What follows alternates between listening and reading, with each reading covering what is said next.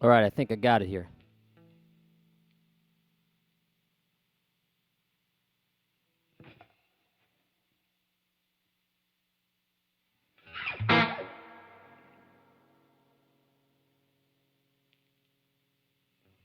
Not exactly sure which one to look at, though.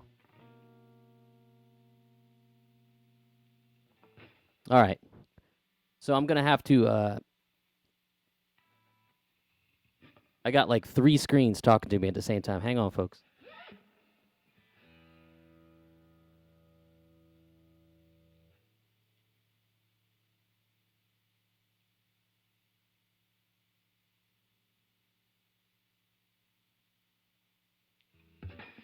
Can everybody hear me? Can everybody hear me?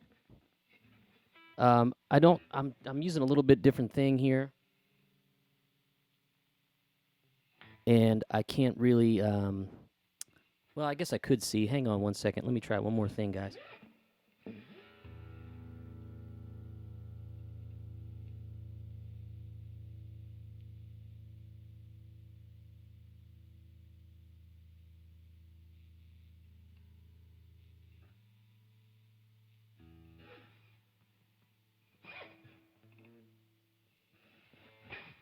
I'm getting like a big delay, so I'm trying to figure out how to do that. How to get it straight on my end.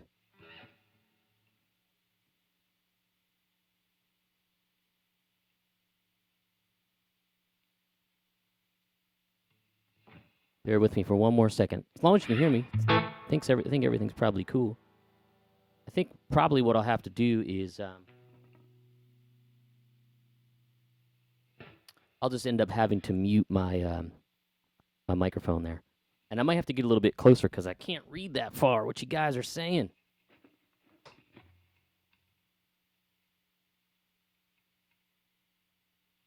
Aha! Turn the YouTube volume down. That's what the problem was. Okay, so give me one more second here. All right. So everybody can hear the guitar. Everybody can hear the voice. Everything's good. Thumbs up, y'all. One more time. Give me thumbs up, everybody.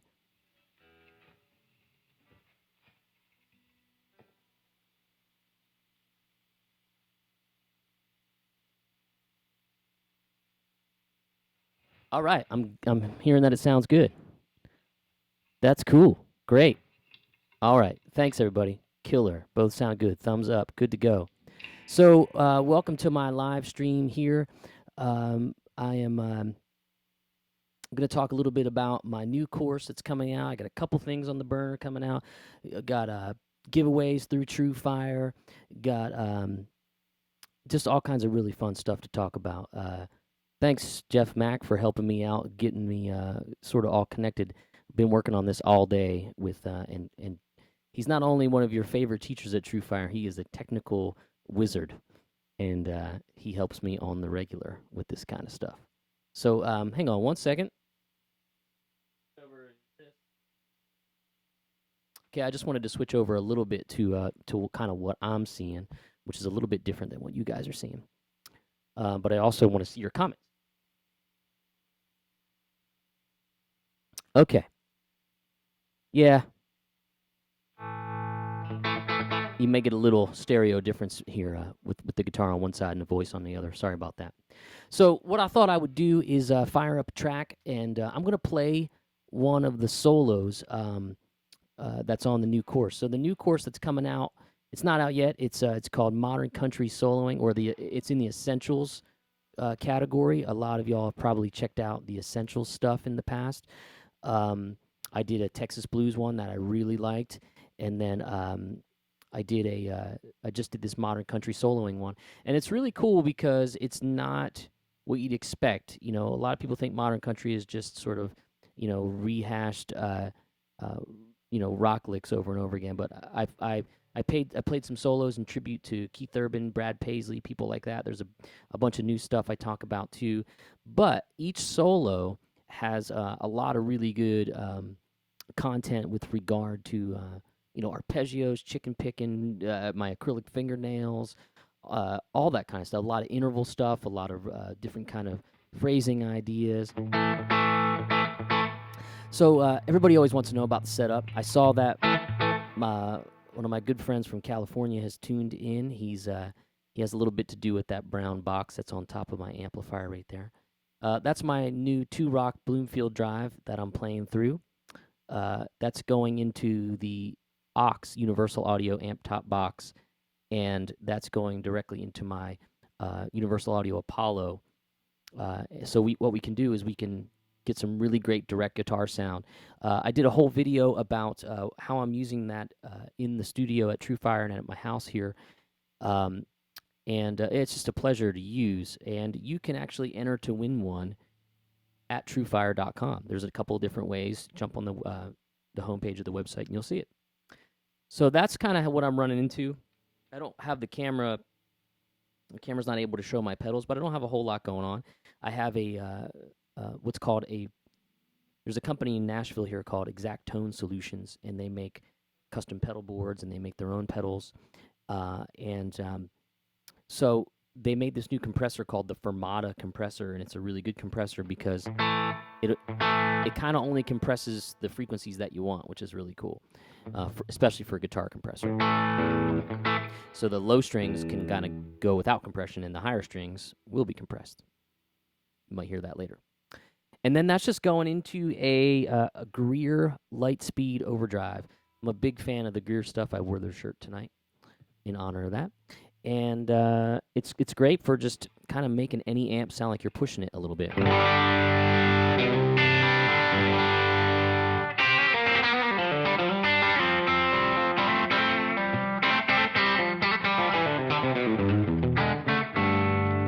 All right. So, this is my Mario Martin T-style guitar. I just got it back because I had a little bit different neck put on it. These are Lindy Fralin Blue Special Pickups. And this song, this solo that I'm going to play is on the course. It's called Paisley Printed Tribute. And it's definitely a Brad Paisley type solo. It's not one of his solos. I didn't copy it. I made my own. I made a track that sounded like his. And I played a solo that I think sounds like his too. So let me see if it'll work out. It'll sound a little garbly, but I think the solo will come through. So here you go. See, there you go, a little garbly. 2, 3, see if I can.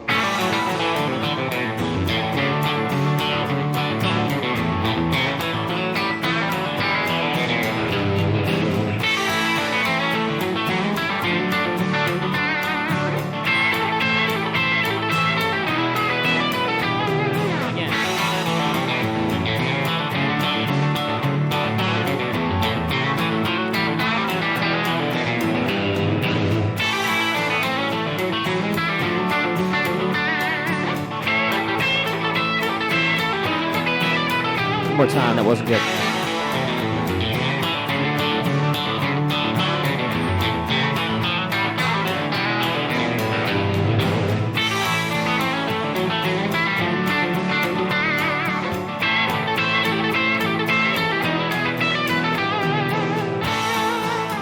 All right. So that's one of the solos that I'm teaching in that course, and let's see if I got any questions here real quick. You guys are funny. So I just want to take you through that a little bit. It's a song. It's a loop in the key of A. It goes A, D, A, E. So the thing about country stuff like this is you can kind of, if I let it roll, I could probably play blues over it. Let's see if I could just do that real quick.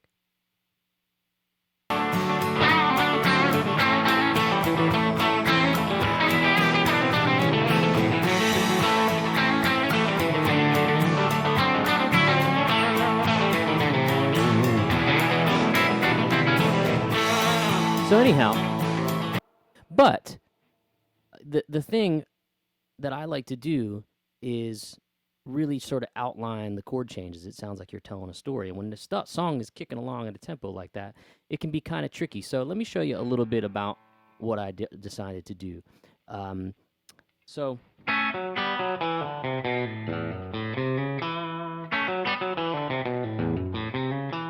That's a cool, I'm not going to show you every note and every lick. It's in the course. So you should probably check the course out when it comes out in a couple weeks. So that's one of my favorite kind of open string licks in A. When you're in the key of A, you get a lot of real estate here.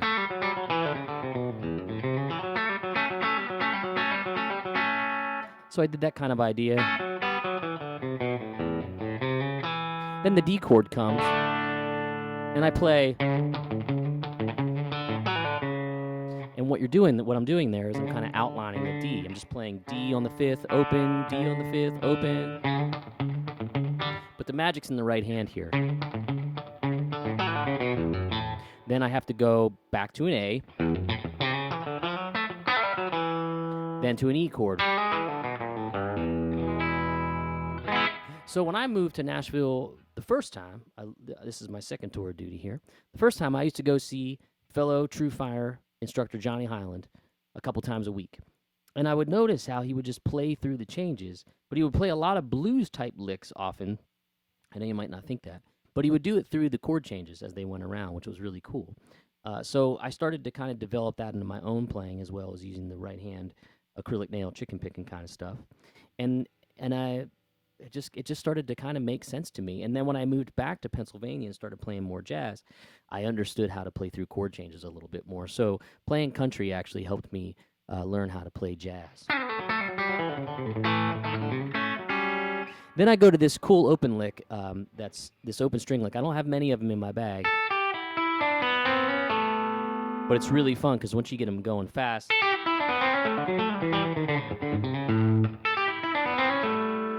they're really fun. So you play this A, G, E, open on the first string. So it has all these cool, notes sort of cascading into each other. Yeah.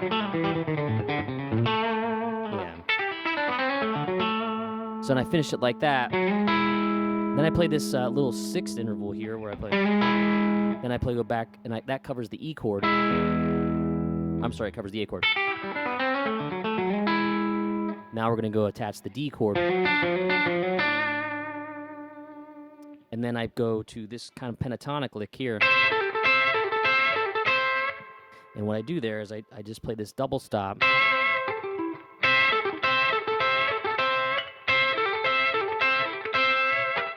And then what I do is I outline an E7 arpeggio here.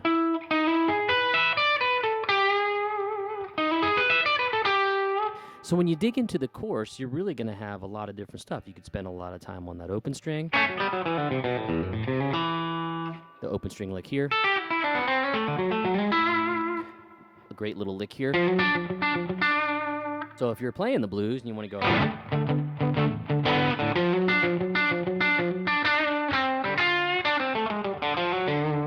all this stuff is adaptable. I use the country stuff in my blues playing quite a lot, and some of the folks I recognize here from TrueFire have probably figured that out by now. It's just a cool thing that I've managed to kind of work into my own sound, and maybe in another 10 years I'll have it figured out. And then this guy, that's something I learned from someone way back when, that kind of idea. And I want to talk a little bit of, I'll talk gear, I'll talk technique, I'll talk all that stuff at the same time. And feel free to ask questions in the chat there. I can see what you guys are up to. So with the compressor on, it helps all those notes to kind of stay kind of nice and even. If I turn it off, not quite as consistent there.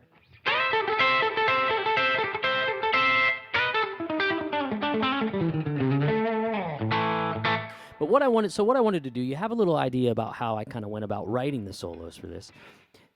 What I'll do is I'll let the track play. I'll improvise over it. I won't play anything that I've ever played before. Actually, I'll play the solo once through, and then I'll improvise off of it. And I'll kind of try to talk as I'm doing it and kind of tell you where my brain's going. Because this stuff goes by pretty quickly, and if you're not used to this kind of thing, it's going to be like, whoa, what the heck was that? So here we go.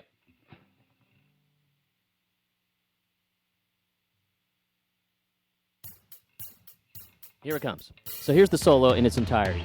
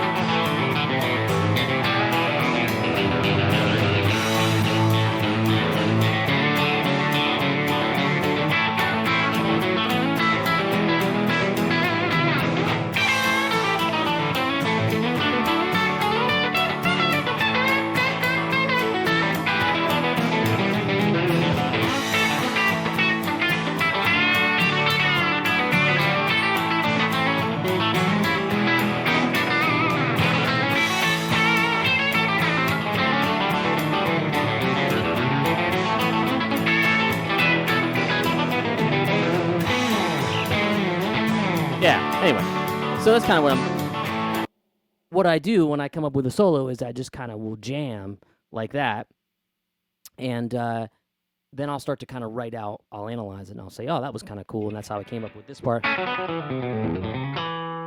I might play that kind of thing over that chord. I might play more of a dominant sound.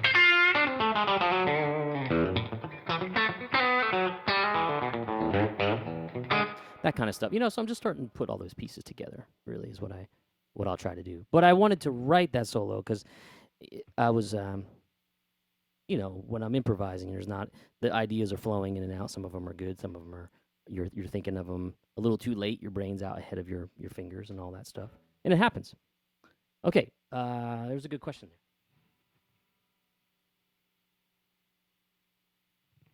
Okay, so somebody's asking me about my right hand technique and the dampening and all that stuff. It's kind of like, there's a lot of muting.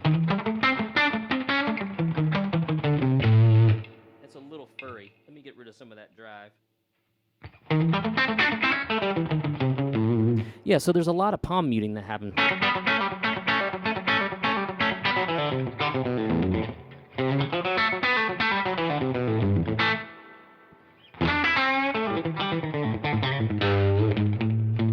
And there's a lot of times you'll hear,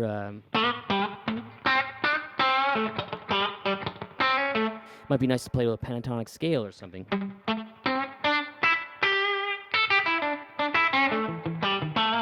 What I would usually do when I first started trying to play this way was just play my standard blues lick.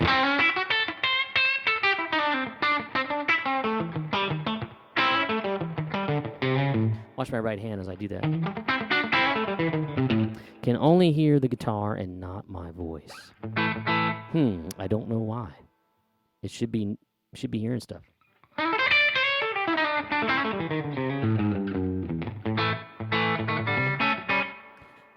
Well, I'm just going to keep plowing through it. I'm getting some people saying they can hear me. Some people can't. Okay. Yeah. Okay. Well, good. So anyway, that's kind of the lowdown on my right hand. It's a lot of muted stuff for sure. Yes, the chicken picking is definitely related to the hybrid picking. That was a good question. Almost specifically, and to kind of go in a little different area, since a lot of you guys are kind of my fans of my blues stuff. What I do.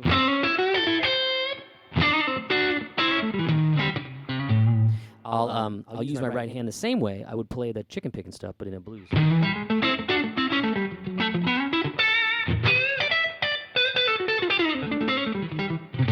So I'll kind of infuse that, and you'll watch my right hand.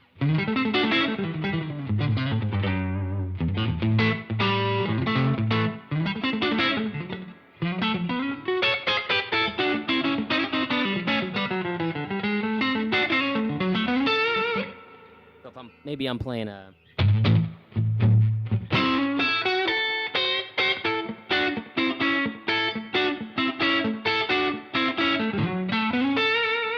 So if you watch my right hand, you'll see I'm playing a lot of those blues licks with my fingers. But lately, I've just been really trying to dig in. I'll change picks to a little lighter one.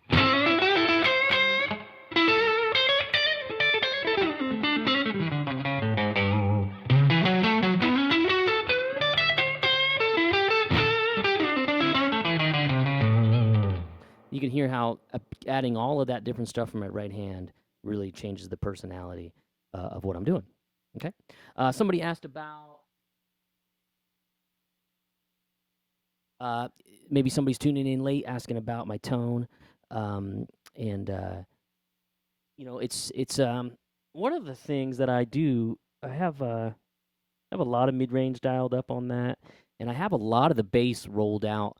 When I'm in a recording situation like this, you don't need a lot of bass. You can hear how much bass is coming from the amplifier and the cabinet simulation. So the bass is really turned down. You'll hear if I turn it up.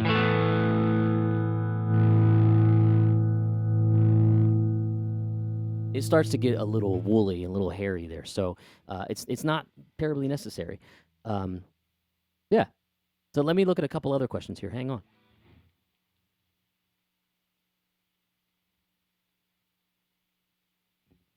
I cannot play the Sultans of Swing intro or solo. What guitar is that? This is the Mario Martin T style guitar. T style because it's a Telecaster style. It's in this great gold color that's lovely. Has this lovely aging to it. I like when people do that just because it feels played in. Um, yeah, definitely using the aux. A lot of people are asking about the aux. I'm going direct with it. I'm using just a 112 cabinet model with a SM57 style and a ribbon style microphone, like the 121 ribbon style. Um, got some great questions about the hybrid picking stuff. I use a combination uh, of my pick and my acrylic fingernails. And this is really funny, but a friend of mine made me these picks. Check them out.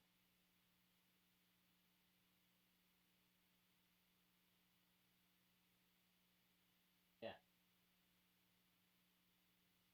So it's magic. Yeah. So my Corey Congilio picks are official. You loan somebody a guitar, and they make you a pick in return. That's a good friend. So, but yes, I use my middle and my ring finger in addition to the pick. Um, this is not Polonia. This is Ash. That Jazz Master right there is Polonia. Really cool guitar. I play that all the time. Um, I'm gonna try to maybe put these picks on my website at some point, um, and maybe you guys can pick some up if you're so inclined. Yeah.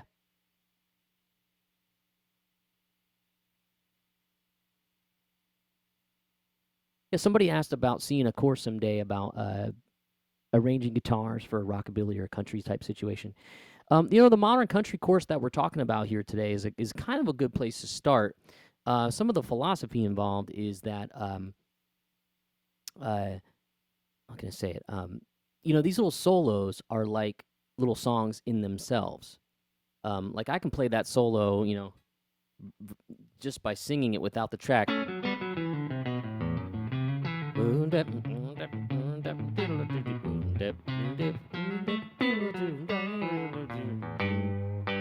You want to be able to have a solo in songs like this that you can sing. And I'm coming at it from kind of a recording aspect, but live would be great too. Now in that improvising thing, I just kind of played a bunch of things that I thought might sound great, but you want to try to create little melodies whenever you can. Um, yeah. Okay. Let's see. Do I have acrylic nails on your picking finger? I do have acrylic nails. Yep, for sure. And the cool thing, for a while, I go back and forth between these V picks that are also acrylic, so the sound is really much the same as my acrylic nails. Yeah. Okay. Somebody said, shouldn't they get a pick after taking so many private lessons with me? That particular fella saw me in the flesh and he could have got a pick for free. So, yeah, next time I see you. In any case, let's move on and keep asking questions as I'm gonna switch over to the SG real quick. But I had somebody ask while I'm here, because it's not just about modern country stuff. We want to talk about all the stuff I do. I stay. One of the things I like to talk about with y'all is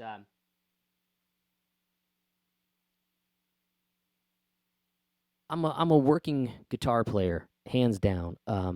I do as much as I can. I've been sitting in front of this computer doing overdubs for for some really old music that is being re-recorded, and music from the '60s where I'm playing a baritone guitar. I'm playing this old harmony guitar with flat wound strings, and it's always different. So if you look on if you're in the Instagram world and you go onto my Instagram story, you can see how a mess this room is right here because of everything I had to do to get this hooked up for tonight. Um, so yeah, I do a lot of different things and I love to talk about it. So you can fire questions away like that too. But let me grab this other guitar. First of all, one other thing here. Somebody asked about this PRS that I just got. I obviously have a thing for gold guitars. You can hear that the output it's much bigger and broader. You know, I don't.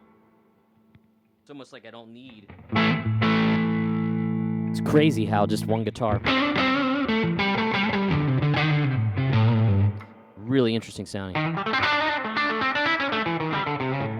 But it's you know, a great sort of. But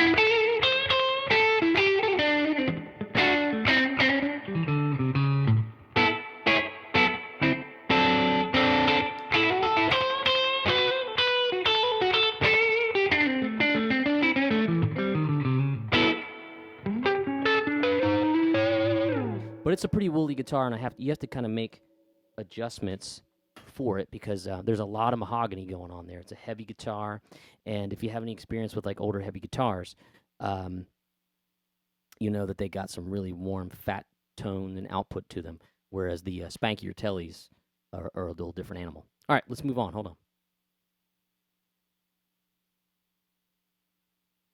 Let me take a look at some questions while we're here. Let's see here.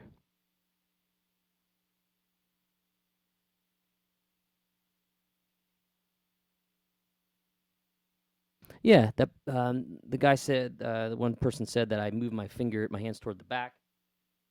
I definitely move my hands around the guitar to change the tone. You know, when you're playing, you can get twangier by just kind of stand, you know, back here.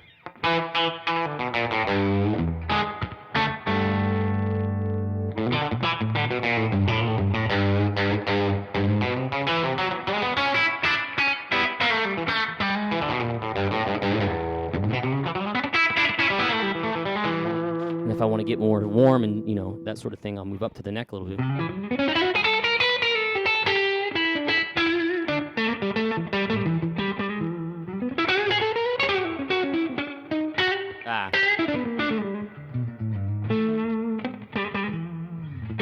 Yeah, let me look at some questions here.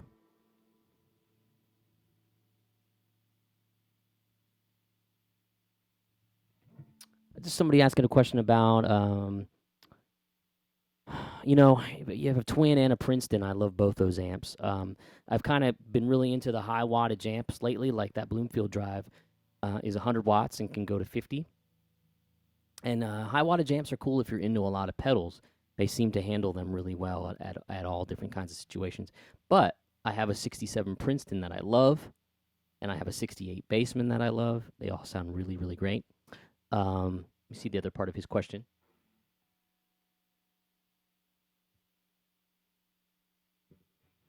Yeah, the thing you might be loving about the Twin is just that power is giving you back a lot of, you know, a lot of support. You know, sometimes those lower wattage amps, they break up faster and they don't have that really solid, like, you know, feel with regard to how quickly they respond, I guess is what I'm trying to say. It's funny, too, because this amp is kind of breaking up just because of the humbuckers.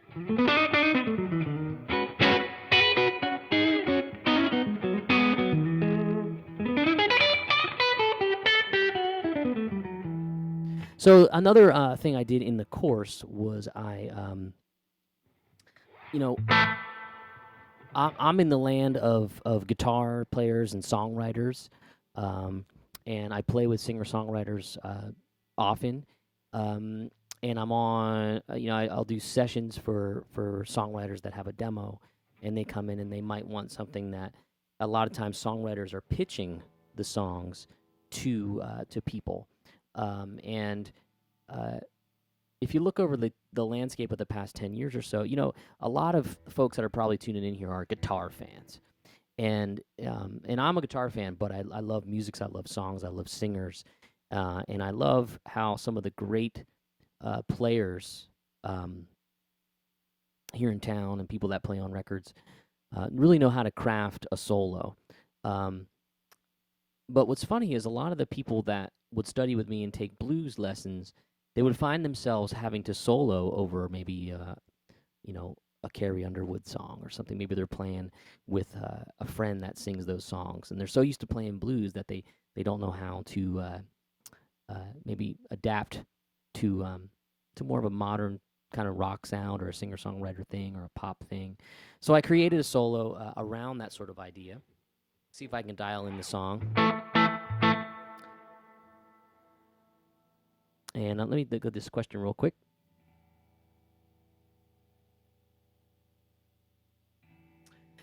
This person wants to know if I break the licks down into like sort of their own little lessons.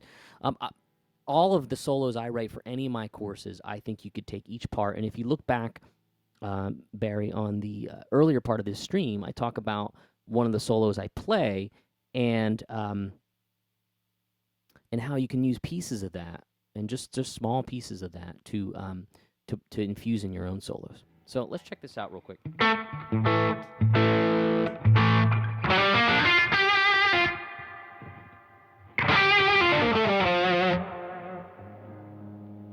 So we're going to get kind of dramatic, kind of Neil Schon here. Let's see if I can pull it off.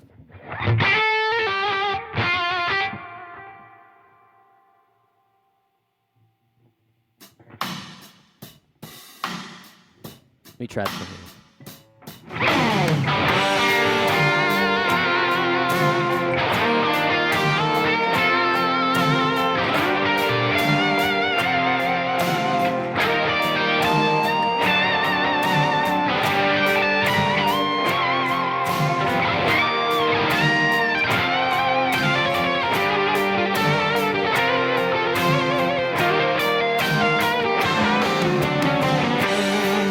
Let me do that one more time.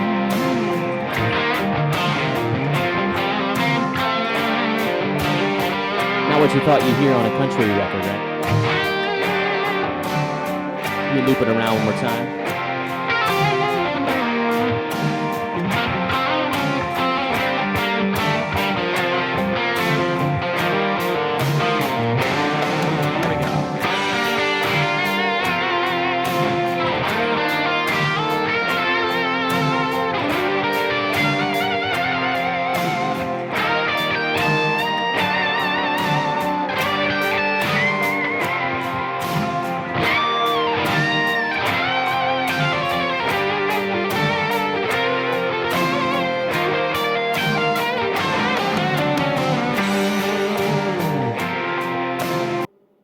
Yeah, so in a lot of the music you're hearing today, there's this like obvious hard rock influence. I would cite people more like Neil Schon and that kind of stuff.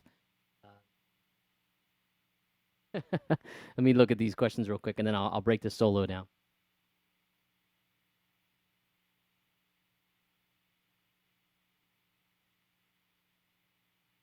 Yeah, I'll get to that question in a minute. But the reason playing like something like this was real important to me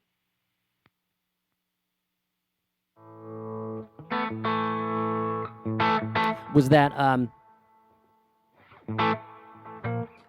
the progression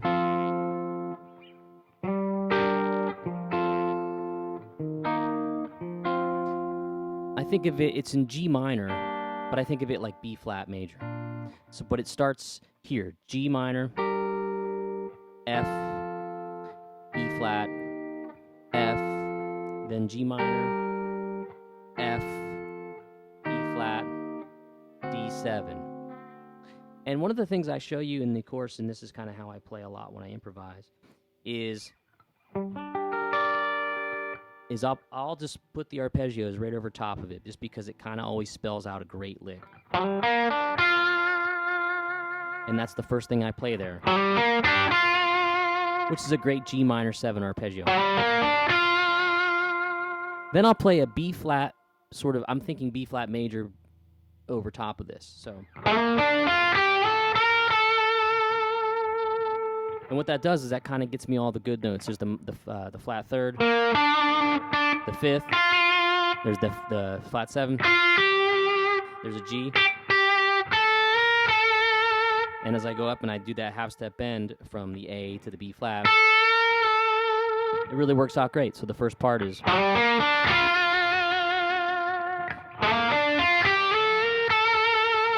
Then I just repeat the theme up an octave.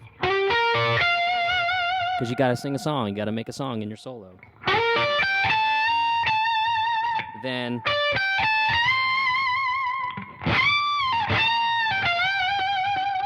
some great stuff there, which I'll point out in the chorus. But then I do this this is where I sneak the hybrid picking back in.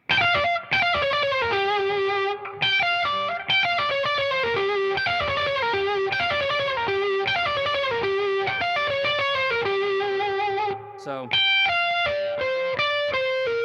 watch my right hand. Watch my right hand.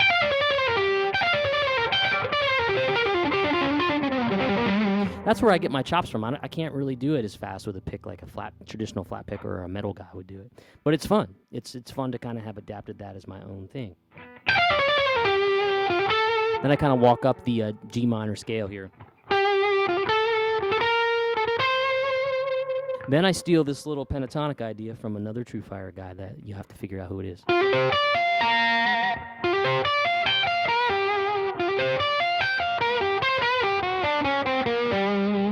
I like the idea so much I put it into a solo. I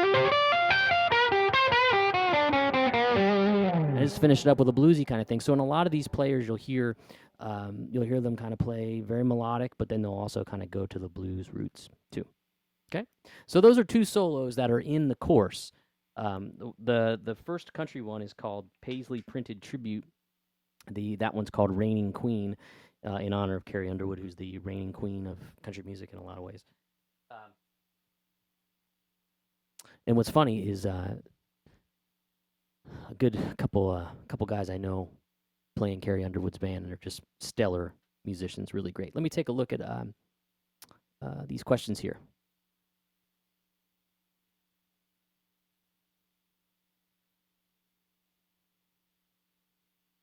My string gauge, I find that it's very guitar specific. There's 10s on that SG. It always, whatever feels right to me, because scale differences are so weird. The Telly has 10s. There's 11s on this ES330, or it's a Casino, actually. It's an old Epiphone Casino.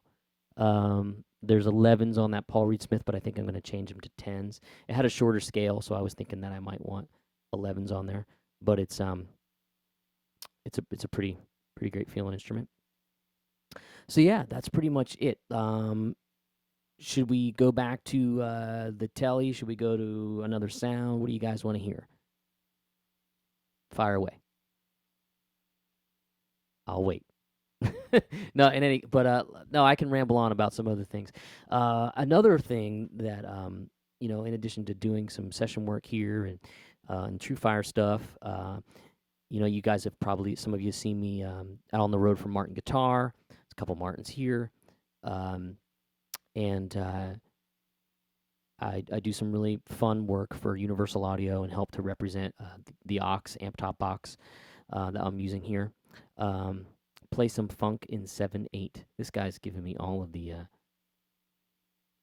questions that I would never try to answer.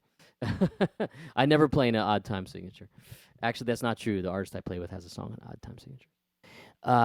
Speaking of artists I play with, if you find yourself tomorrow in the Nashville area and you want to make your way into the historic Ryman Auditorium, I'm playing with the artist that I love to play with, Lucy Silvas. We're playing at the Ryman tomorrow, opening for country artist Cam. Cam had a song that was really big a year or so ago, maybe now, maybe longer, called Burning House. Huge tune. She's a great singer. Lucy's a great singer. I get to play some cool stuff. I get to play my Jazz Master. Let me pull that off. This is another Mario Martin design guitar. But pretty special, and it also kind of goes with a little bit of classic country thing too.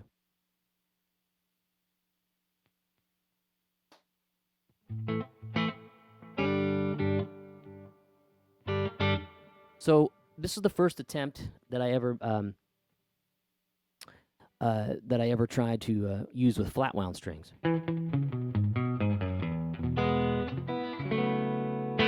Most people think flat wound strings, they think of jazz, Yeah.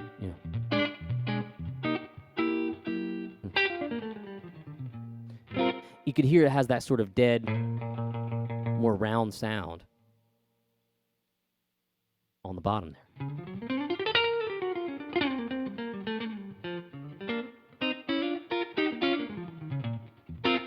And what's funny is this is a Mario style. You can see the MM there, and it is pink. Certainly is. It is made of paulownia wood, which is a very light wood indigenous to Tennessee here, as far as I know. And you can hear how wiry. It has a very wiry sort of like twangy sound to it, especially if you go into the bridge position. It's super twangy.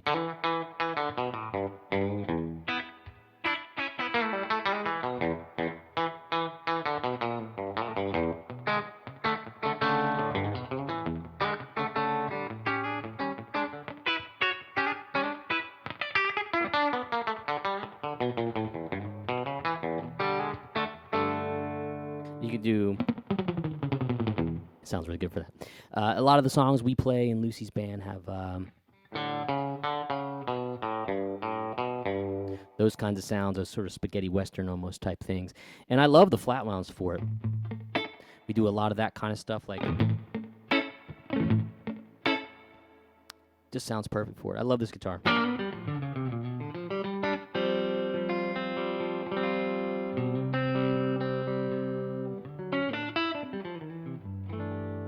Let me look at some questions.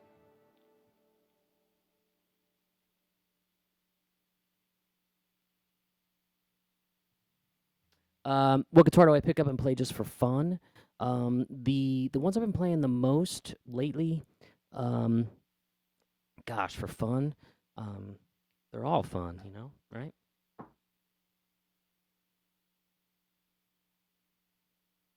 But this ES3, I keep saying it's an ES330. The ES330 was designed after the Epiphone Casino. And this is a 1961. It's in great shape. You can tell it's got a killer sound. I mean, if you want to do any kind of...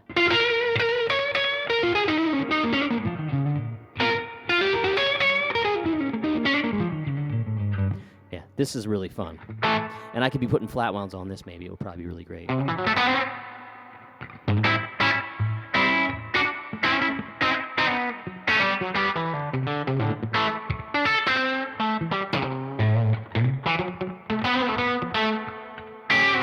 Yeah, it's pretty killer.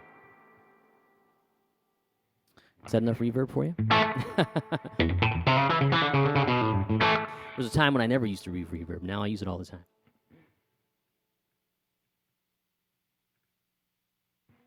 Yeah, there's little or no squeak with the flat wound, but that's not why the reason I use it. I use it more for the tone. You know, if you're getting a lot of string squeak, you might watch how you move your hand up and down the guitar.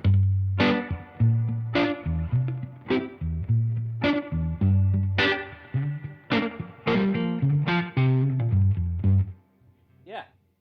But isn't it funny, though, how guitars really drive amps differently? See, that's natural amp distortion right there. And what I can do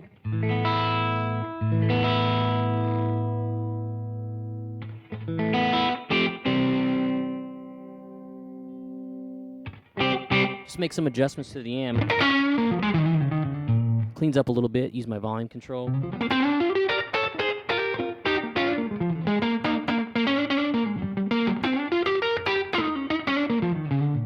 I love this guitar. Got a question about feedback issues with it. No, not really. I use you know, the Brian Setzer method. He always says use your body as a shield. That's kind of what I do. Okay.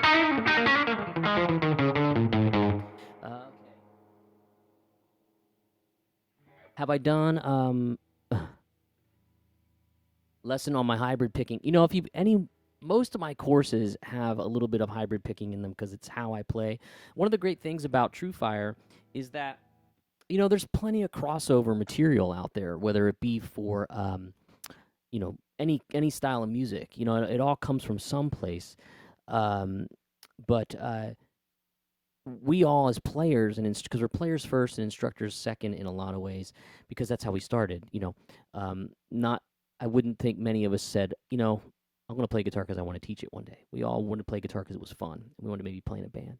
And then we got good at explaining it. And then TrueFire comes along, you know. But the cool thing about that is what TrueFire kind of reminds us of is that we're all individuals and we all have something to offer differently. So, you know, I could teach the same course as someone else, but the information might be a little bit different, which I think is really cool. So, yeah, good stuff. Yes, this semi-hollow is this is fully hollow because it ultimately became the Gibson 3 ES330, um, and it's fully hollow. One of my favorite recording guitars too. Check this out. So if you like I love R&B.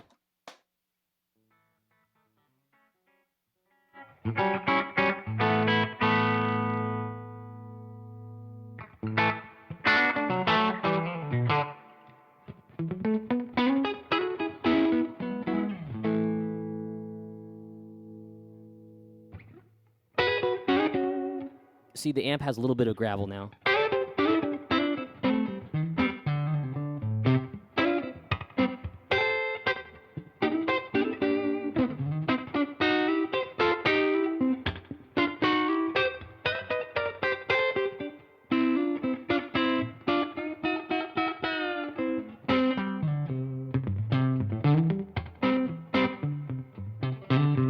Yeah, so it's got a really cool sort of plumpy vibe.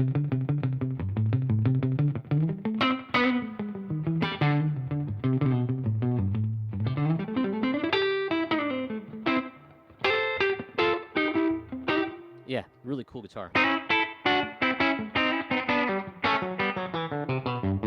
But you could play a country gig on it.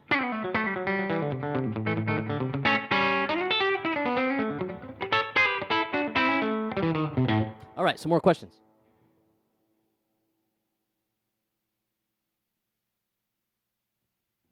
Yeah, so amp questions. That's the Bloomfield Drive from 2 Rock. Um, you know, I played a bunch of different ones as I was kind of making my choices to which one I wanted to get. And the Bloomfield was like nothing I had ever, I had really ever tried before. I had plenty of Fender stuff in my life. And the folks at 2 Rock basically said, hey, if you got Fenders you like, then get something that doesn't sound like it from us, you know, because they're big, you know, they're historic amplifier fans. They love old guitars. They love old cars, and they like to build products sort of in the you know, in the image of that, with their own sort of mojo behind it. And they're just wonderful. I love working with different companies that how can I say it? They're one of us in a sense, you know. They're out playing gigs on the weekends. You know, Paul Reed Smith plays gigs. You know, yeah, it's one of the greatest things. One of the things John Mayer liked about him so much is that he could call the guy whose name was on the headstock. Um, you know, I can talk to the folks at Universal Audio. I can talk to the folks at Martin. Mario Guitars, 30 minutes, excuse me, away from me. A lot of the pickups I use are this company, Lust for Tone, and I can call them up and talk about stuff. It's really, really fun to be in a situation where you can do that. And a lot of times as a customer, you can do that too. You know, you just reach out and they're more than happy to help. So I don't want to get off on a tangent there.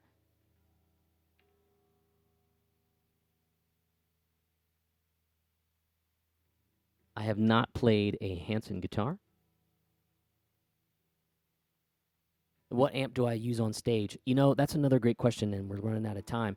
But I'd love to address that here because it kind of goes with the modern country discussion. Is when you're playing modern country, you know, part of the reason a lot of people move here to play country is because it's abundant. You can get on a road gig here and tour a couple hundred dates a year if it's the right road gig. If you want to be on the road that long. And I've done it a lot. I haven't done 200 dates a year, but I've done quite a bit. And uh, Paul here is asking, what amp do I use on stage? That's why my pedal board is important because the pedal board has to be able to work in any kind of amp in what we call a backline amp. A backline amp is an amp that's rented for me. And a lot of times, because we'll do these fly dates, and if you're not in a situation where you have a tour bus, um, you have to rent an amp. So thankfully, pretty much any production line Fender amp sounds pretty good. Generally, I'll ask for a 65 Deluxe reissue or a twin. Oftentimes we'll get hot rod deluxes or hot rod DeVilles. They're okay, but they're different. Some of them are really loud. Some of them aren't as loud. It's kind of weird. But having good pedals that sound great in any amp is important, and that's kind of what what I shoot for. But I'm trying to take the 2-Rock out whenever I can. I'm going to try to use it tomorrow at the Ryman. Otherwise, I would use my Princeton or a Bassman. Let me look at some of their questions here.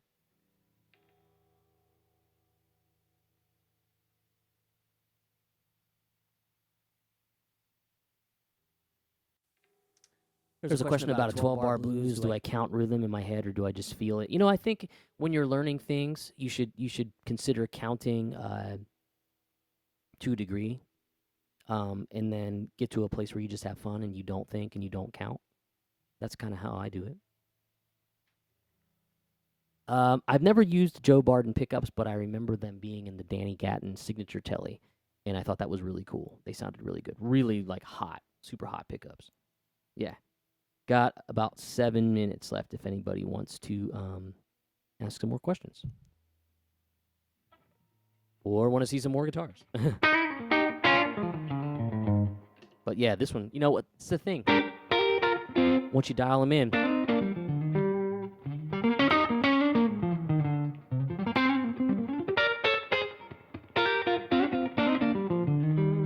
Chris, I'm working on my 15th TrueFire course now.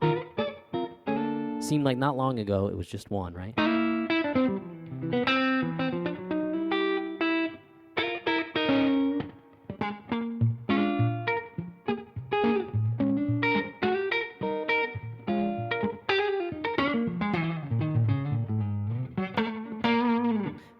Don't try to look at the camera when you play. It's the worst thing you could do.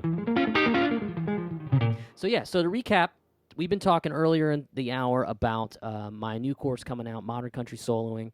I played a couple tracks that are going to be in the course, a couple solos. Talked about the gear, talked about the 2-Rock, the aux, some of my pedals, some of my guitars, all that kinds of stuff. You can still enter to win the Universal Audio aux, amp top aux. You can, let's see, you can also enter to win, I think, all access from TrueFire and a bunch of lessons from me.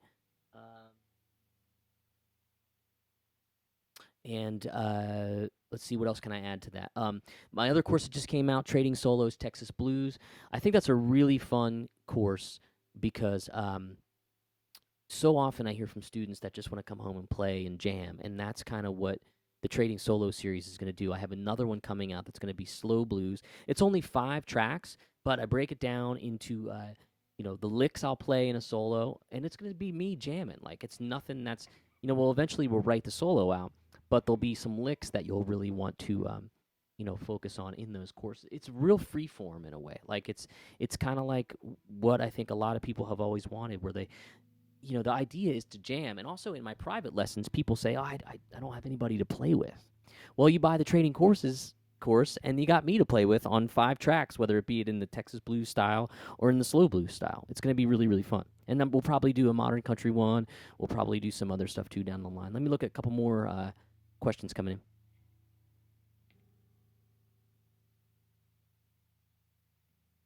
in. Which course do I introduce my right-hand technique? If you're interested in the country stuff, look towards, for this one coming up, the modern country one, but I did 30 modern country licks you must know, which is really cool because it's only one lick and I start to incorporate it. But I talk about hybrid picking in 30 beginner blues licks too. So there's a lot of opportunity there to check that out for sure.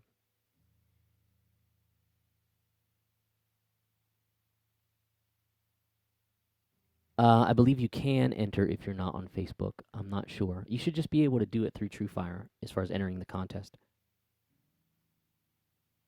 How long did it take to separate my thumb and finger?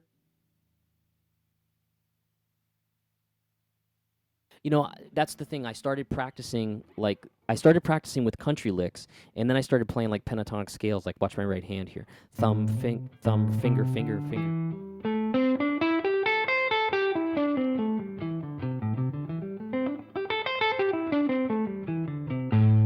Then I started playing like kind of blues licks, like, but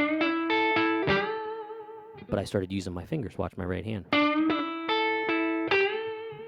So then I could go. So it really has that fast attack. I could never pick that fast.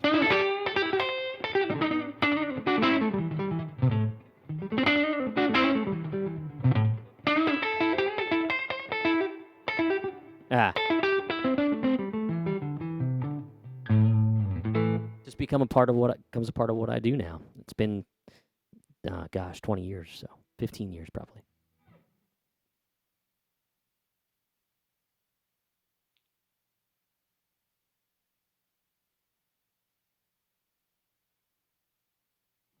Oh, that's a really great question. We got 2 minutes. I love that question. He asked about a distinct rhythmic difference between the country licks and the blues licks. That's what it's all about. It's about phrasing, because you could play,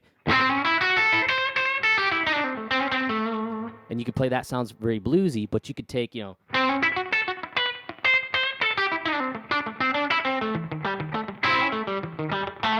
you could take it and play it bluesy. Same kind of ideas, but just more of the phrasing, more of the personality of country.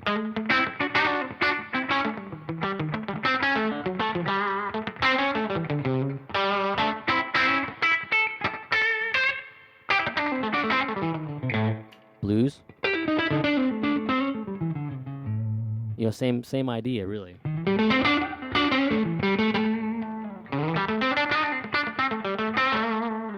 The country guys love, the country players love triplets. And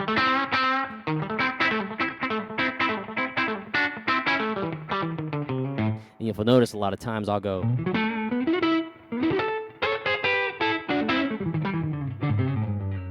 It'll sound bluesy.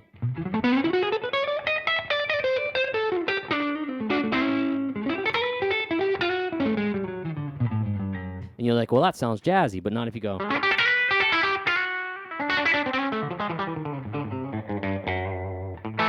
See what I'm saying? So it's a lot of that stuff that gets sort of interspersed.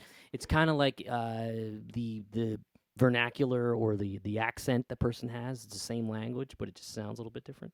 Yeah. Let's see. Try to get one more question in before we close it out.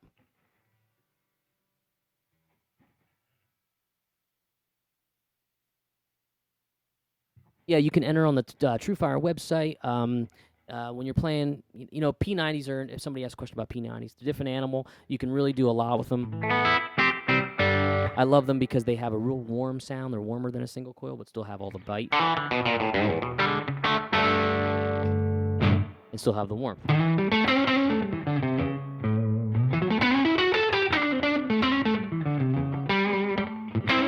Yeah, good thing I ended with this guitar. It's kind of hard to move back from this one. This is great. All right, so my new course, when is it available? I'm not sure I know the exact date, but it might be on the actual YouTube thing you're looking at now, and there'll probably be a promo code to get 15-20% off, something like that. So check it out. It's got 10 modern country solos in it. It's really cool. It ranges everywhere from the Paisley urban type stuff to the melodic rock stuff. And there's some other stuff in there too. Even there's artists that are great out there right now. Brothers Osborne, John Party, obviously Chris Stapleton. I got to tour in Lucy's band. We toured with Stapleton for 20 shows, and I got to hear that band every night. It was amazing. Miranda Lambert, I'm a big fan of. We did a half a dozen shows with her, and her band is incredible. So I'm a fan. There's really great musicianship in a lot of that music. When I first started getting into country, I didn't like the songs. I didn't like, all of the typical sort of stereotypes that come with it, but I really grew to love it. And maybe you will too. Check it out. All right. I'm Corey Congilio. Check me out at CoreyCongilio.com. Follow me on Instagram, Facebook, and all that stuff. Drop me a line if you got a question about anything. Sign up for a private lesson if you want more insight, and look for not only my modern country soloing course coming out, but you can enter to win the Universal Audio aux. There it is. It's over there behind me. Yeah. The amp top aux. It makes your amp sound great. Sound like it's supposed to sound at any volume, in any environment. There's plenty of videos of me talking about it. I'll see you guys on the flip side. Thanks so much for tuning in.